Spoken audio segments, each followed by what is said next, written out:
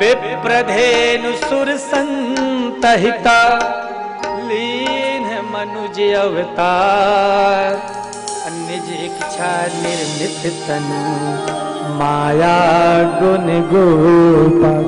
बोलो राजा राम की।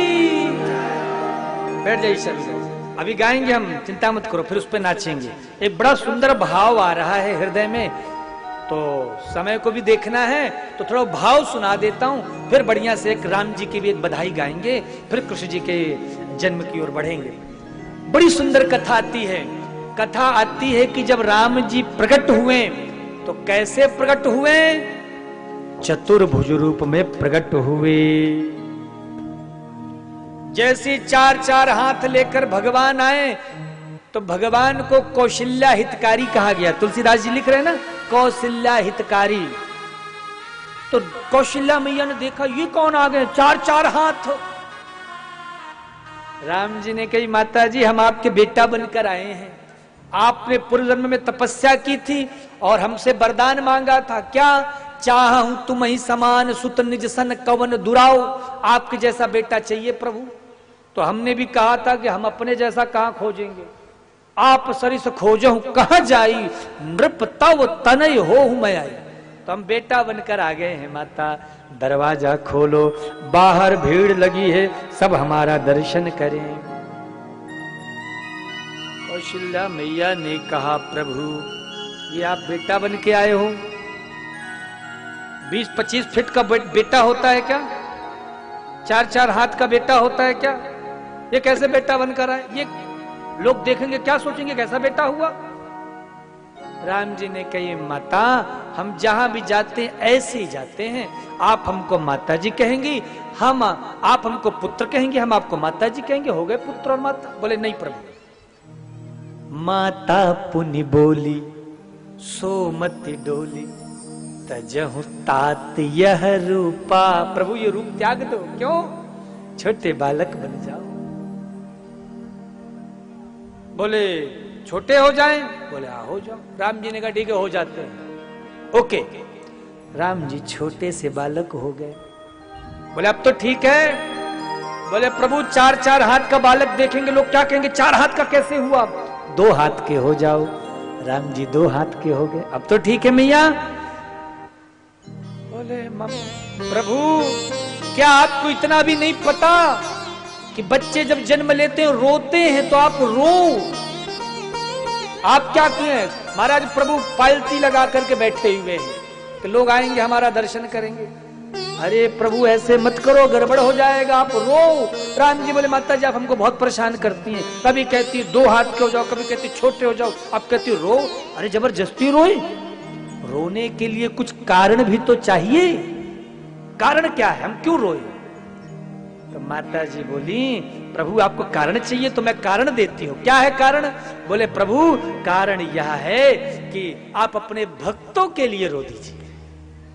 क्यों, क्योंकि भक्त भी आपको रो रो कर पुकारे हैं, अब तो लो अवतार दया निधि, अब तो लो अवतार।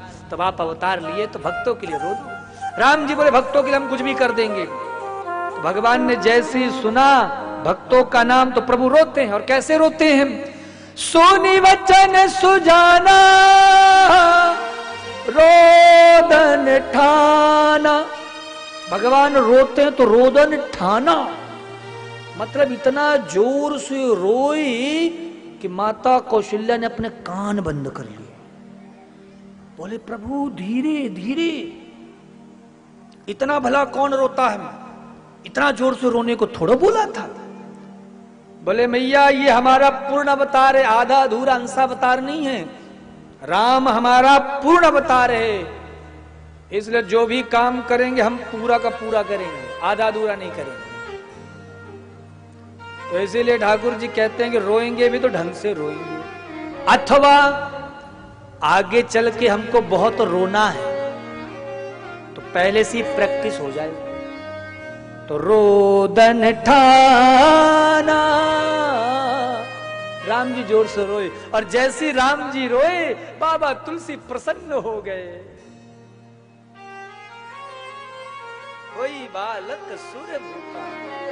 प्रसन्न हो गए। कुछ लोगों ने पूछा तुलसी से, बाबा ये राम कौन है? बोले भगवान। रहते कहाँ हैं? बोले वैकुंठ में। आए कहाँ हैं? अयोध्या में। तो बोले प्रभु बाबा जी अगर भगवान रहते वैकुंठ में हैं, आए अयोध्या में हैं, तो अभी वैकुंठ वाली कुर्सियां तो खाली हो गई होगी। बोले कहना क्या चाहते हो? बोले काश एक बार वो वैकुंठ की कुर्सी मिल जाए हमको। अगर वो कुर्सी मिल जाए तो क्या होगा? बोले गलती से भी वो कुर्सी नहीं छोड़ेंगे। आजकल सारा झमेला किस चीज का है? कुर्सी का है। कुर्सी चली जाती है चंद्रा जी, कुर्सी चली जाती है, लेकिन कुर्सी का मोह नहीं जाता है। नाम के आगे भूतपूर्व लग जाता है। फलाने मंत्री भूतपूर्व, भूतपूर्व फलाने जी, भूतपूर्व ढिकाने जी। पद चला गया लेकिन पद का मोह बोलो नहीं गया। एक सज्जन जी थे, वो बस में चढ़े, बस में बहुत भीड़ थी, आगे की कुर्सी सीट खाली थी, बस में एक बूढ़ा व्यक्ति बैठा था। तो उस युवक ने कहा ए बूढ़े थोड़ा खिसको हम बैठेंगे। उस बूढ़े ने कहा बूढ़ा किसे कह रहे हो? बोले बूढ़े को बूढ़ा नहीं कहेंगे तो क्या कहेंगे? बोले हमको बूढ़ा मत बोलो। क्या बोले? बोले प्रेम से कहो भूतपूर्व नवयुवक थोड़ा खिसक जाइए। महाराज ये हालत है, नाम के आगे भूतपूर्व लग जाता है। तो तुलसी जी बोले कुर्सी चाहिए? बोले हाँ। तो बोले मिल जाएगी। क्या करना पड़ेगा? बोले एक काम करना है, यह चरिते जिगावहि हरि पद पावहि। पद के दो अर्थ हैं। पद का अर्थ होता है चरण और पद का अर्थ होता है स्थान, कुर्सी। तो बोले जिन्हें कुर्सी की लालच है वो कुर्सी पालेंगे, और जिन्हें भगवान के चरणों की लालसा है वो भगवान के चरण पालेंगे। करना क्या पड़ेगा? बोले यह चरित्र जगावई हरि पद पावई। भगवान के चरित्र को गाओ तो ये पद प्राप्त हो जाएगा। बोली राघवेंद्र सरकार की।